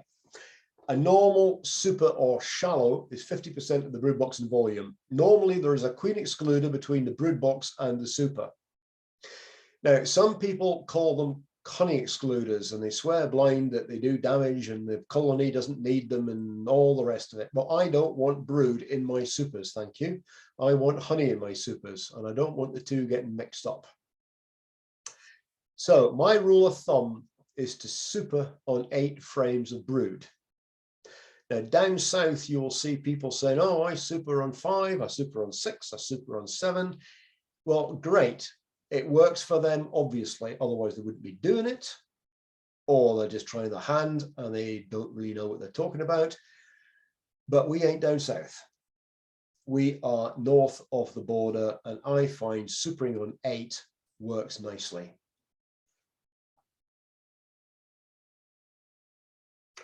Also, it gives you a number. It's one of the few bits that you can say, when should I super? Well, they're looking really strong, I'll super on. Now, bear in mind this little fact. When you're looking at the colony at, let's say, 2 o'clock in the afternoon, and they're on 6 frames of brood, they are going to look powerful. You know, there's loads of bees in that brood box. You go back and look at 2 o'clock in the morning, you're going to have 7 or 8 seams of bees covering the 6 frames of brood, right? There's not going to be loads of bees spread out across the brood box. They need every bee to cover that brood. So, is that the right point at which to give 50% more space? I don't think so. So, when the brood box is over 8 frames of brood, especially if it's a National or Smith, the issue of another brood box crops up. To me, it's obvious that the bees can use it, give it, and they'll soon let you know if they don't want it. In other words, they won't use it. Single brood box, it's easier to find a queen. After all, it's just the one set of combs. Double brood is obviously home to a bigger colony, and normally they need that space. Decent queens, honestly, if your queen can't get beyond 9-10 frames of brood, she's not much of a queen. She really isn't. I add the second brood box and the super at the same time. So it's a chunk of extra space. But that is a major mitigating factor. I add the second brood underneath. So it's not a space they have to keep warm. They are keeping the brood nest itself warm. Yes, they have the extra space of the super to contend with, but again, I'm using poly hives, so extra warmth. If you were to add your brood box on top, you would not be adding a super at the same time. And they will actually start to use that brood box as a super, not as a brood box, because space over the brood nest is deemed by the bees to be for storage, and it is for insulation. Space above the brood nest is to be filled for insulation. Keep that in mind. If you super with a shallow super and you double brood underneath, they will use the brood box for brood and they will use the super for honey. Nice and simple. So put your brood box down below, put your super on top. So the nucleus, we were feeding it a second ago, so how has it got to the point it needs a super? So hive, week 1 was 6 of brood, week 2 there was 7 of brood, week 3 there's 8 of brood, if not 9 at week 4, I warned you, they can move. Super in 8 frames of brood, no? Yes, so you need your super ready and your queen excluder, assuming you're going to use one. Excluders, there are 3 types and you pay your money for what you want. You get plastic grids, which are very cheap. You get metal grids for a little bit more expensive. People moan that they're sharp and they damage the bees' wings, blah, blah, blah. But to be honest, I've never seen any evidence of that. And the more expensive ones are wire grids that have got a wooden surround and the wire is nicely rounded, it's smoother. But the bee space, for some reason, on the wired ones tends to be wrong. So that's something to bear in mind as well. People say the plastic ones break. Well, it's our old friend propolis again. Told you I'd be talking a lot about propolis. It's if you ease it in a horizontal orientation, but just ease it, not wiggle it even, but ease it back and forth, and then gradually, gently lift it. And I find if you lift one corner,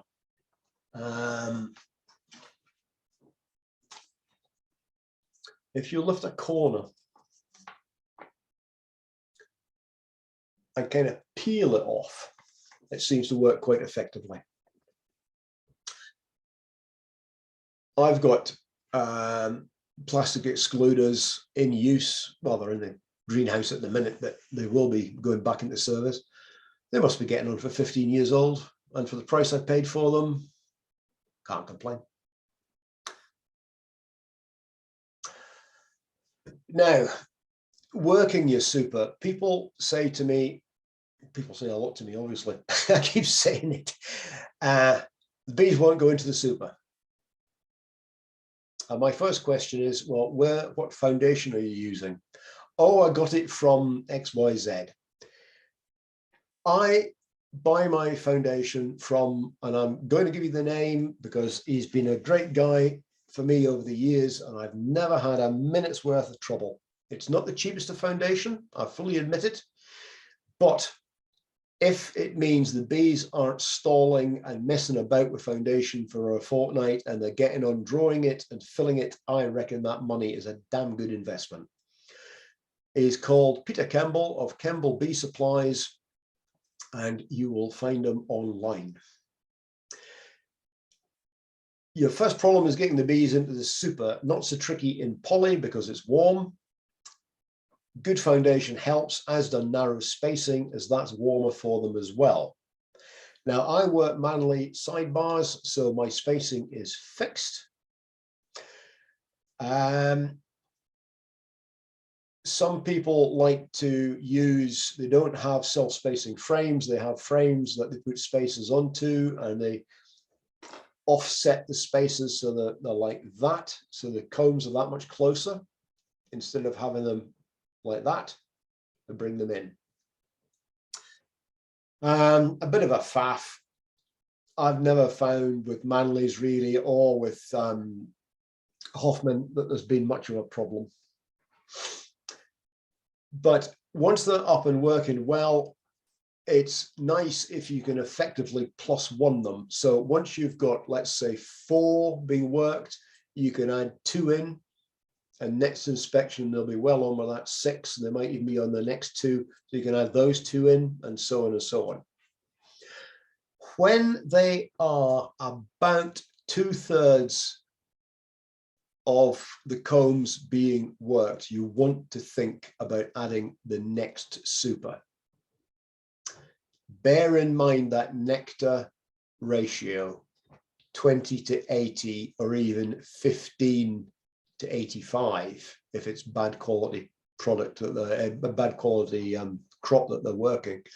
So there's an awful lot of water that they have to hang out across open cells, and it doesn't just happen in the supers, it can happen in the brood box, and that congestion can lead to what we're going to talk about next week, which is swarming.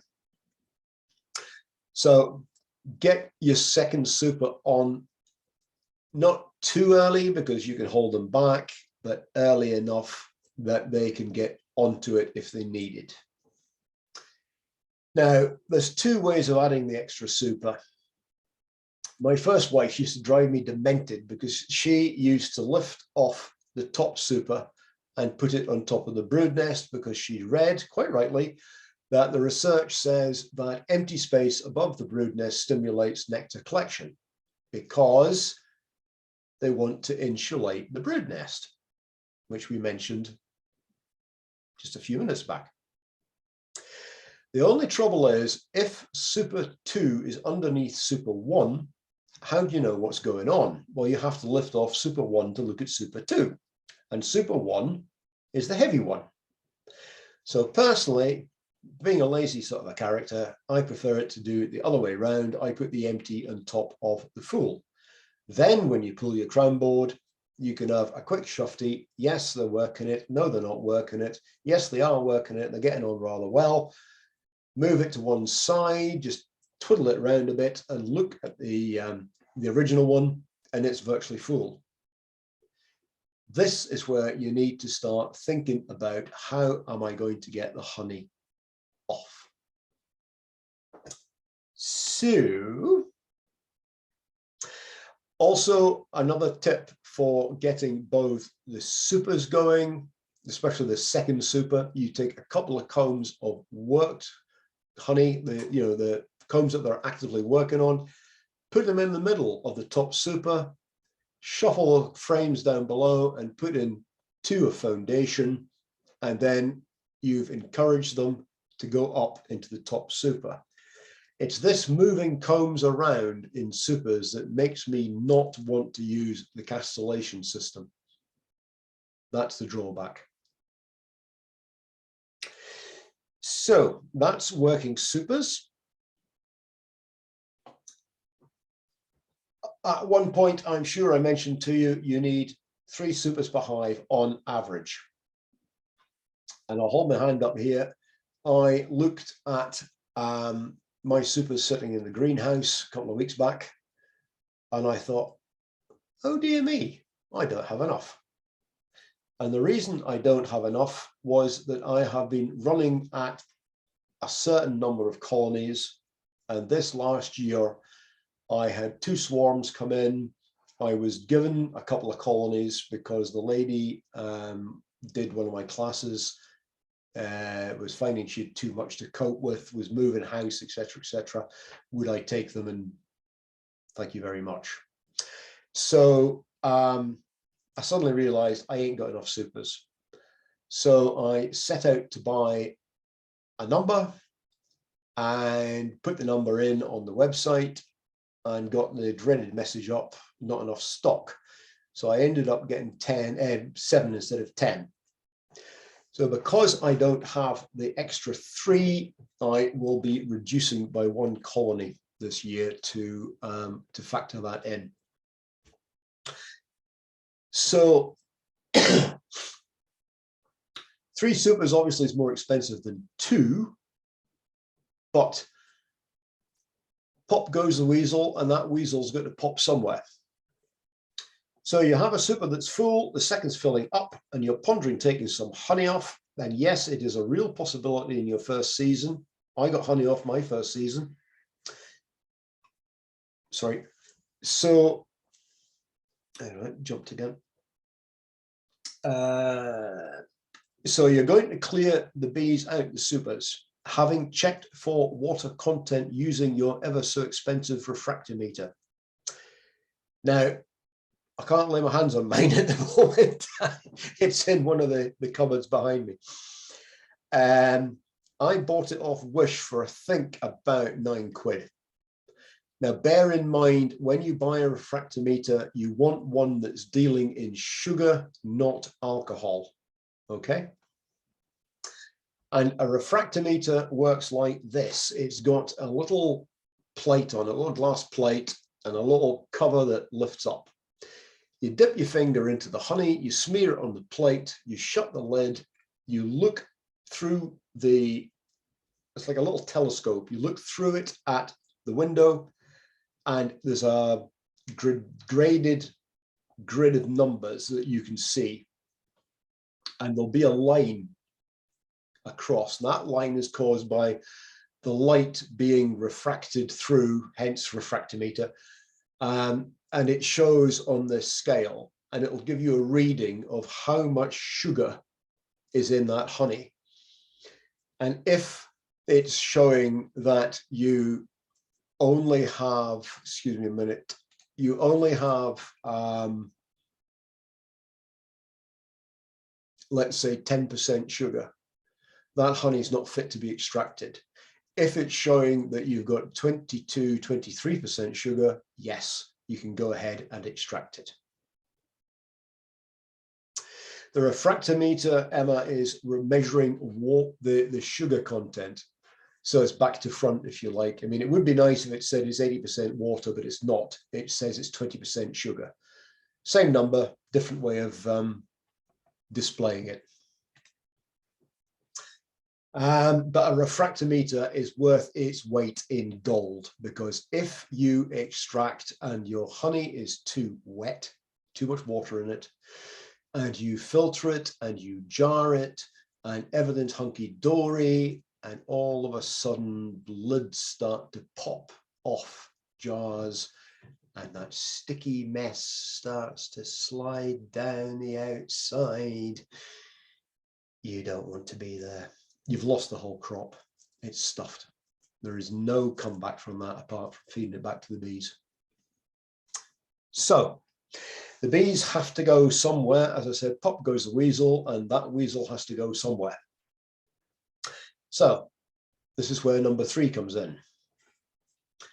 So you have now got brood box, excluder, super with frames and foundation, clearer board, 2 full supers over the clearer board. The next day they should be empty of bees.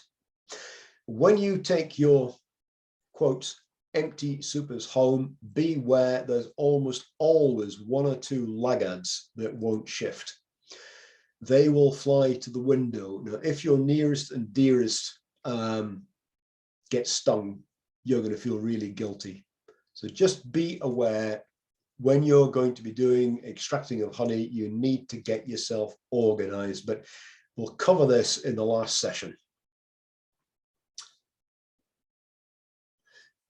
Right, my bête noire, I hate them. Porter bee escapes. If I could wave a beekeeping magic wand and disappear 1 piece of kit out of all the bits of kit, it would be this. The reason is they have these, you see these grooves here, there's 2 springs each side mounted in these grooves.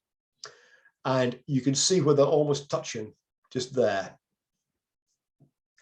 The idea is the bee comes through the hole there, and there's a tunnel, and inside that tunnel, there's the springs. Pushes out through the spring, goes downstairs, can't get back up. Okay, that's grand. Assuming A, the springs are set properly, and there's an art in doing that, and B, the P word hasn't come into play. The bees haven't properlized them up. If you've driven 50 miles to the heather to get your heather crop off, and you've gone home and you've gone back and the bees haven't shifted, you've done 200 miles for absolutely nothing. They are a pain. So if they don't work, what does? Well, actually, several methods. Clearer boards is the one I use personally, but I'll mention the other methods as well. Yes, it's another bit of kit. Yes, it is, but upturned with your supers stacked on it, it's mouse-proof, and another on top of the stack completes the job, especially with a weight on top. Winter storage sorted. Bear in mind, you're going to have equipment to keep vermin-proof over winter. And these combs that the bees have spent a lot of honey and a lot of effort drawing out for you, they are valuable.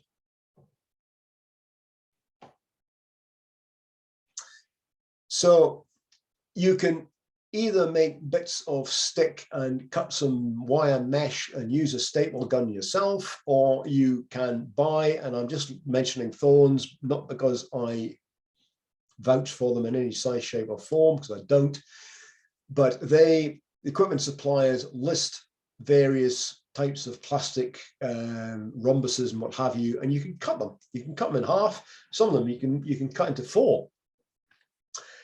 And you can make 2 boards out of them, or as I said, you can cut timber strip, mesh, and make them.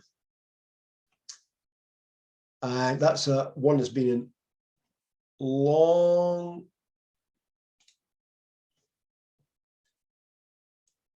time in use, and that actually was this was attached to that, and it was designed to have a hole in the middle of the clearer board and the 2 exits. I was told years and years and years ago, and I've got no reason to believe it's not true, that the bees exit better from the corners than they do from the middle. So that's why I work them the way I do. This is the underside of another type. This one actually was 6, and I've cut it into 4. That would have been half of another escape. The actual exit is 8 mil, give or take. This is technically known as a Canadian bee escape. Same idea, it fits a Langstroth, hence it's rectangular. And the idea is that it's like almost like a double maze, that the bees come out and then they have to find a way out again.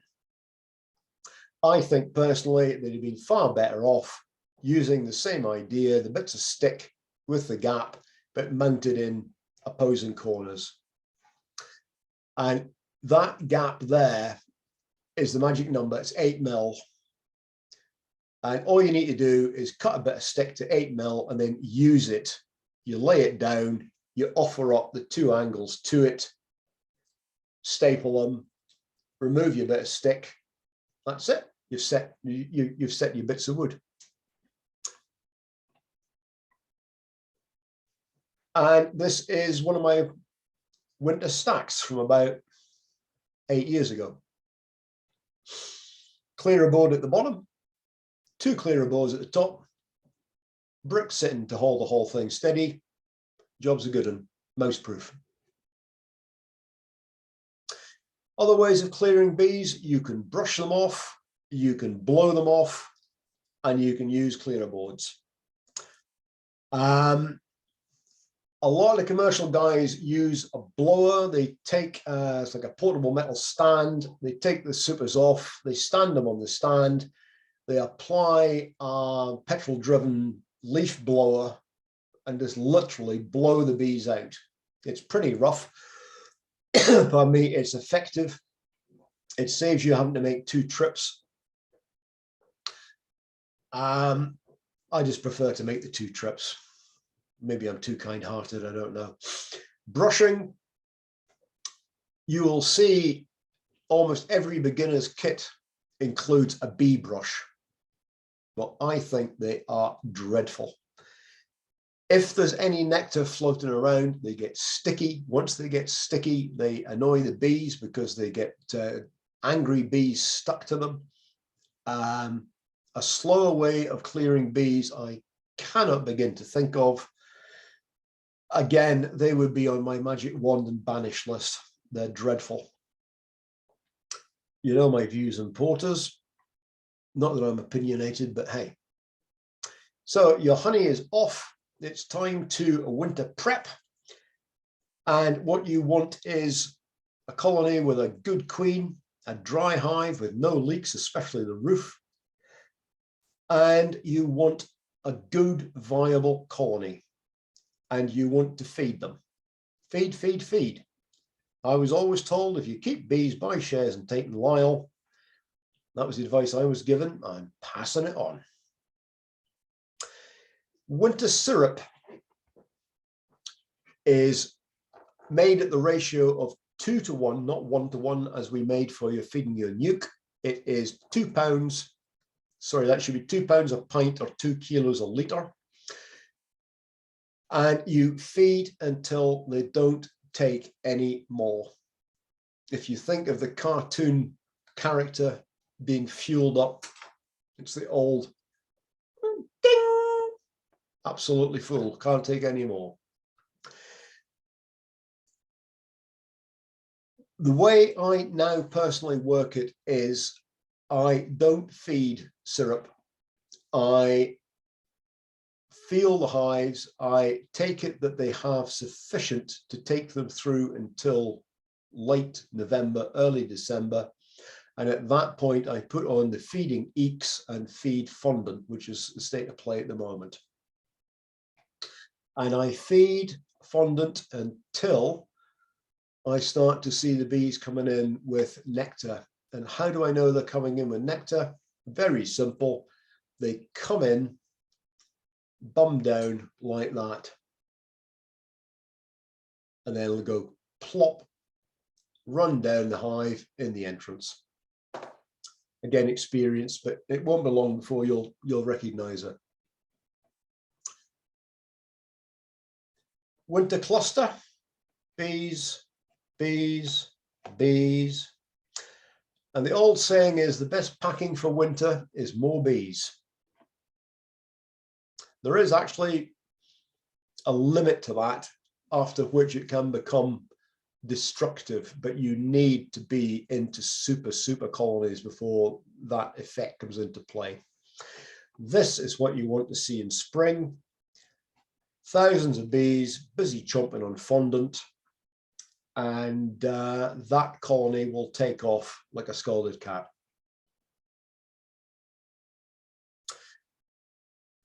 And whilst it's true that bees may do nothing invariably, which means you can never guarantee what they're going to do, there are two bee truisms.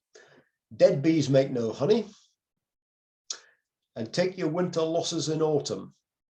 Now, what the winter losses means is this.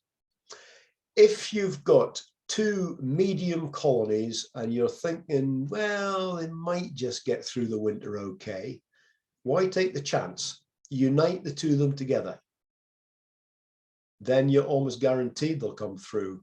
And you can always take a nuke off next year and you get your two back. And nothing worse than looking at a colony and thinking, is it or isn't it? And you lift the crown board and they're stone dead. That is depressing. So take your winter losses in autumn, and then you've got material to play with the following year, and there's lots of things you can do with that material once you get some experience. And that, folks, is it. I think I've overrun. Can we look at the feeding slide again, please? Hold on. My duties, no. Oh, wait a minute, I've gone off the WhatsApp.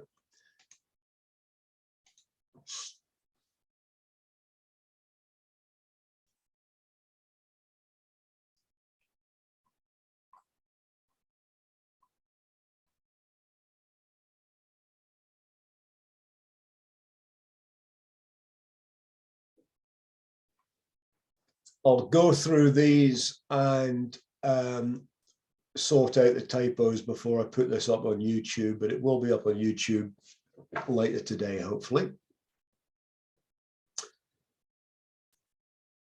Right, the setup. Bear in mind, there is this error here. It's 2 pounds per pint or 2 kilos per litre for winter feed. What a lot of people do these days is instead of making the sugar, making up syrup themselves, they buy invert syrup. And there is an advantage to the invert in that it is less likely to cause a rubbing.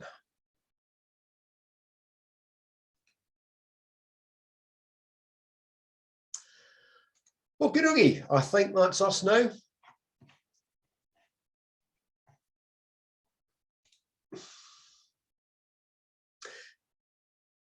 I've been asked why not fondant. The feeding of syrup in the back end has the advantage it will stimulate a bit of brood rearing and give you a flush of nursed bees as extra hands. Remember I said the best packing for a colony over winter is more bees. So it gives you a fresh flush of baby bees to go into the winter. Feeding fondant will not give you that flush. The fondant will give you lovely feeding after the winter solstice, but in as late as November, if the bees have got the space, feeding that syrup will produce that flush of bees, and that can make a big difference for getting your colony through. All right, then, guys, any other questions?